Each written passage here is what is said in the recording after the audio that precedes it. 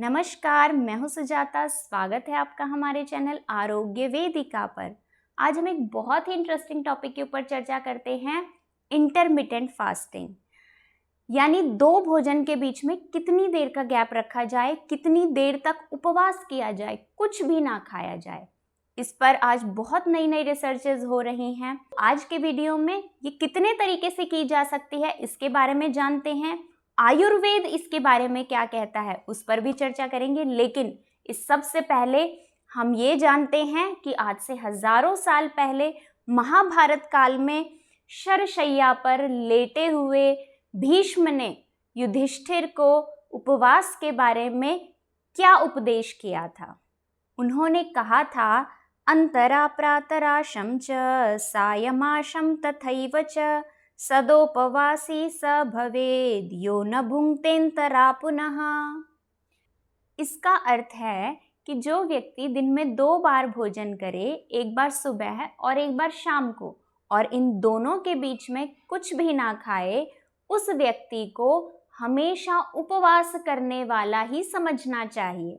तो इससे हमें पता क्या चलता है कि दिन में 2 बार ही भोजन करें, अच्छी भूख लगने पर भोजन करें और उन 2 भोजन के बीच में कुछ भी ना खाएं, उनको पचने का पूरा समय दें, तो हमारे बीमार होने की संभावना ना के बराबर हो जाएगी।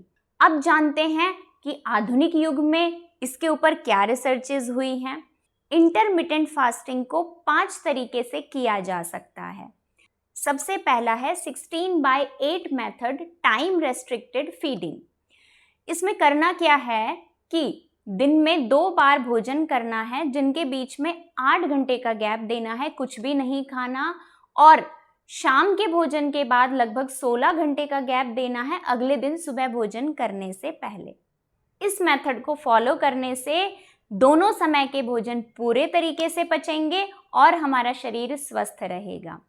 अब समझते हैं दूसरे तरीके को, जिसको 5:2 डाइट भी कहा जाता है या फिर पीरियोडिक फास्टिंग के नाम से भी जाना जाता है।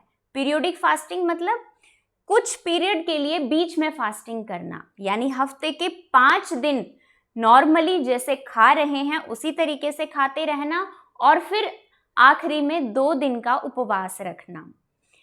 लेकिन आयुर्वेद के अनुसार ये तरीका वैज्ञानिक नहीं है कि 5 दिन कुछ भी खाते रहें और फिर 2 दिन का उपवास कर लें।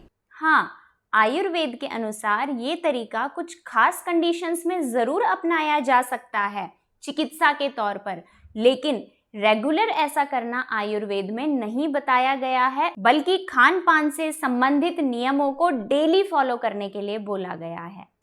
अब समझते हैं इंटरमिटेंट फास्टिंग के तीसरे तरीके को, जिसमें कि 24 घंटे की फास्टिंग की जाती है। यानी दिन में एक बार खाएं, फिर रुक जाएं, फिर अगले दिन फिर से खाएं, यानी उस दिन में उसके बाद आपको दोबारा नहीं खाना। आयुर्वेद में इसको एक काल भोजन के नाम से बताया गया है और कहा गया है कि इस तरीके की आदत हमें हमेशा स्वस्थ रखती है, बीमार होने से बचाती है, क्योंकि खाए गए भोजन के ना पचने की संभावना बिल्कुल नहीं रहती। पर यहाँ पर आप बोल सकते हैं कि जब हमें दूसरे समय बहुत तेज भूख लगेगी तब हम क्या करें। ऐसे में आप अनाज ना खाकर फल या सब्जियां खा सकते हैं। कुछ ऐसा ही इंटरमिटेंट फास्टिंग का चौथा तरीका है, जिसको कि वॉरियर डाइट भी बोलते हैं। इसमें किया क्या जाता है कि दिन भर तो फास्ट रखा जाता है, रात की शुरुआत में फलों का सेवन करना होता है और उसके 4 घंटे बाद हैवी डाइट लेनी होती है। लेकिन आयुर्वेद इस आइडिया का सपोर्ट बिल्कुल नहीं करता, क्योंकि आयुर्वेद में साफ तौर पर कहा गया है कि रात को आपको बिल्कुल नहीं खाना है। तो इस तरीके से एक काल भोजन कर सकते हैं, लेकिन आयुर्वेद के नियमों के अनुसार सिर्फ दिन के समय पर, और दोबारा यदि भूख लगे तो दूध या फलों में से कुछ भी ले सकते हैं। अब समझते हैं इंटरमिटेंट फास्टिंग के आखिरी तरीके को, जिसको कि ऑल्टरनेट डे फास्टिंग भी कहा जाता है। इसमें किया क्या जाता है कि एक दिन तो आप जैसे भी खाना चाहें वैसे खा सकते हैं, उसके लिए कोई नियम नहीं है, और दूसरे दिन आपको पूरा उपवास रखना है।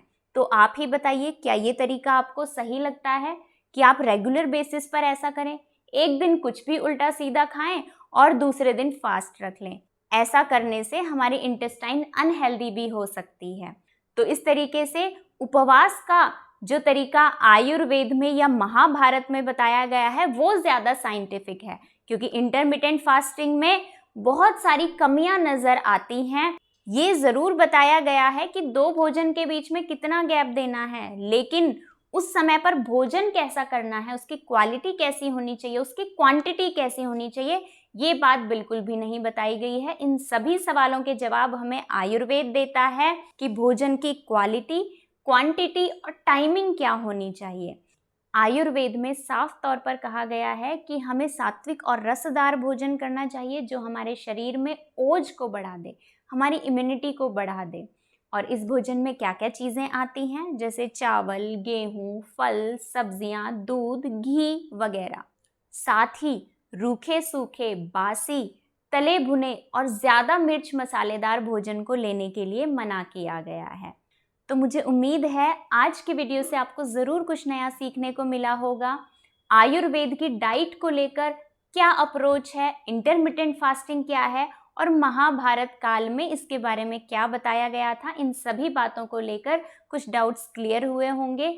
अभी भी कुछ पूछना हो तो हमारे कमेंट सेक्शन में लिखकर हमसे पूछ सकते हैं। वीडियो पसंद आया तो लाइक ज़रूर करें। अभी तक चैनल को सब्सक्राइब नहीं किया है तो अब कर लें। जल्दी ही मिलते हैं अगले वीडियो में। धन्यवाद।